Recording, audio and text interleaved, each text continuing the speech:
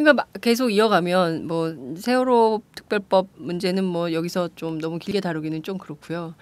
현재 계속 되풀이가 되고 있는 것 같아요. 윤일병 사건 또 그 상관 성추행 문제에 있었던 오대위 여성 오대위 사건 또 임병장 사건 또 최근에 뭐 청소년 성추행했던 군 법무관 문제 그리고 또 아까 말씀드렸던 뭐 강상병의 자살 문제 이런 등등 이 병사들의 끊이지 않는 이 심각한 문제들을 그냥 그 현장에서 계속 이제 민원 받아서 상담을 하고 있고 이제 상황이 되면 언론에 밝히고 뭐 이렇게 하고 있는데 이런 것들을 좀 되풀이 반복되지 않도록 뭐 시스템을 만들어야 되는 거 아닌가요? 그러니까 이제 국회가 이 독일식 국방옴부즈만 제도를 도입해야 되는 저는 절체절명의 시기에 왔다라는 생각이 들어요. 사실상 이제 우리 의회가 우리 뭐 위원장님이 잘 하시지만 이런 겁니다. 그러니까 강력한 의회 통치 구조가 있어야 돼요. 예를 들면 우리가 위임받은 권력이시들이기 때문에 사실상 대통령만 국민을 대변하는 것이 아니라 민의를 대변하는 건 사실 국회의원들이거든요. 그러니까 이 사람들이 결국은 이 행정부를 강하게 견제하고 사법부 강하게 견제해야 되는데 우리 의회가 사실상 박정희 때부터 통법부로 이제 만들어지다 보니까 거수기 마치 정부가 하는 일에 도와줘야 된다는 식의 어떤 논리들을 많이 펴요. 그러다 보니까는 우리가 이제 국감이 끝나지 않습니까? 저는 가장 불만이 이거예요. 정치 의사 일정 때문에 안 된다라는 얘기를 굉장히 많이 들어요.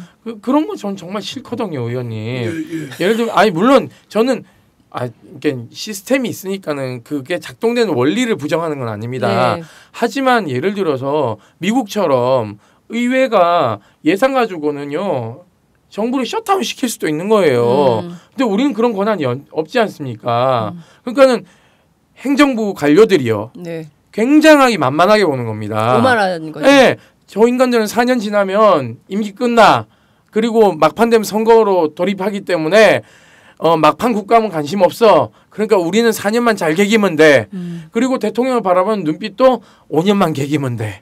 라는 생각을 가지고 있는 겁니다. 그러다 보니까 이 겁나는 게 없어요. 그 관피하 척결. 저는 뭐 틀린 얘기는 아니라고 봅니다만은 관피하를 어떻게 척결할 건데. 박근혜 그 대안은 얘기는 안 하고 있잖아.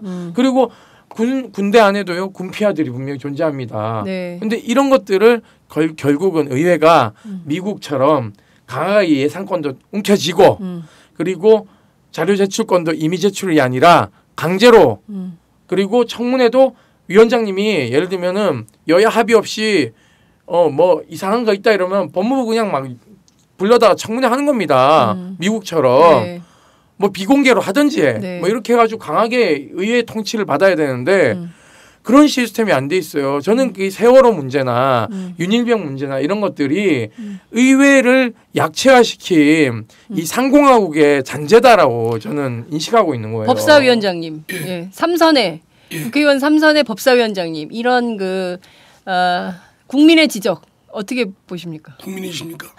권력자지. 권력자. 저 권력자가 아니죠. 국민이죠. NGO. 권력자십니다. 근데 아까 말씀 중에 그 국회의원을 인간들이라는 표현에 야 나는 국회의원을 인간으로 표현한 걸 보고 진짜 감동했습니다. 국회의원이 인간이구나. 하나 이제 말씀드리면 진짜 중요한 대목인데요. 미국은 국회의원 한 사람 한 사람이 자신이 다 주도해서 이슈를 끌고 갈 수가 있습니다.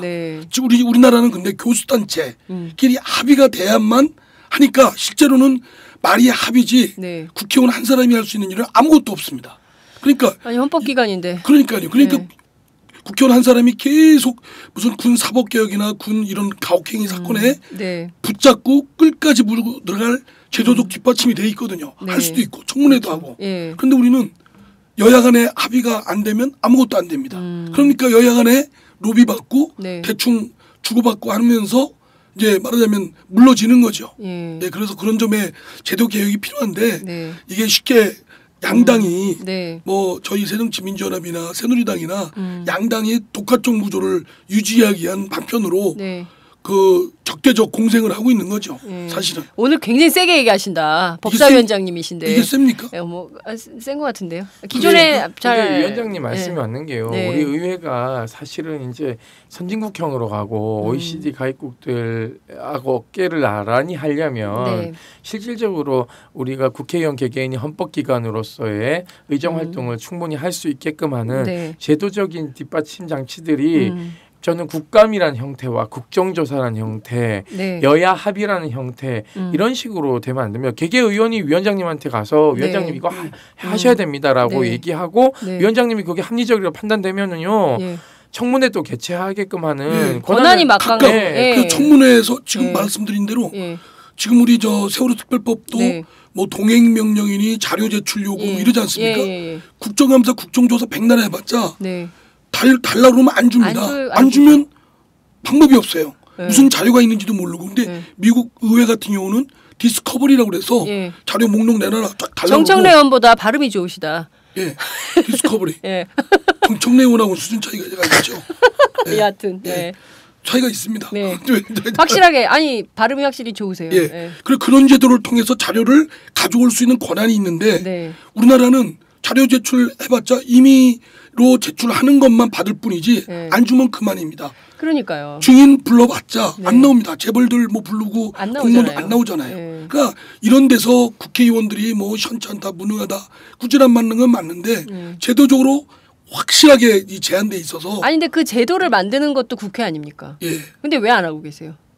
저는 제가 저희 당의 당 대표면 할 수 있을 것 같은데 그 전까지 좀 어려울 것 같아요. 그러니까 저는 이게 이상민 위원장을 국민들이요 잘 모르는 지점이 있어요. 저는 답답한 게 뭐냐면 안철수 전 대표가 정치에 입문할 때 가장 첫 번째로 일성을 한 게 국회의원 정수 줄여야 된다라는 얘기를 했어요.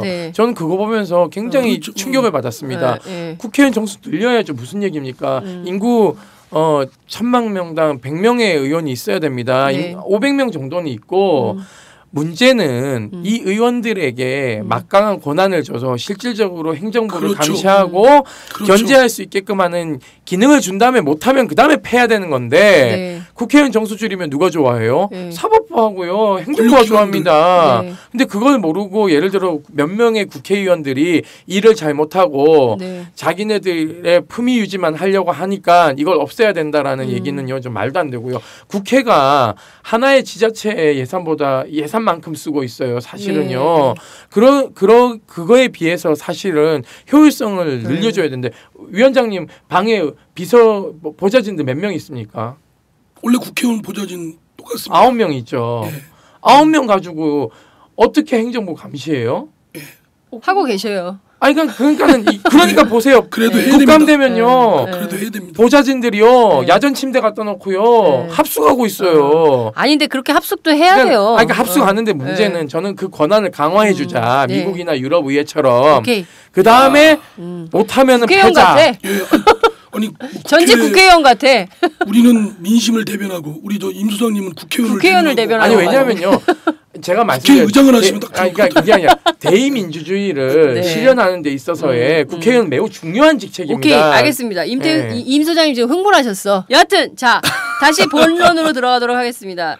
그 이상민 위원장님께서 19대 국회 하반기에 군법 개혁안 사법개혁, 군사법개혁 그렇죠. 군사법 개혁안을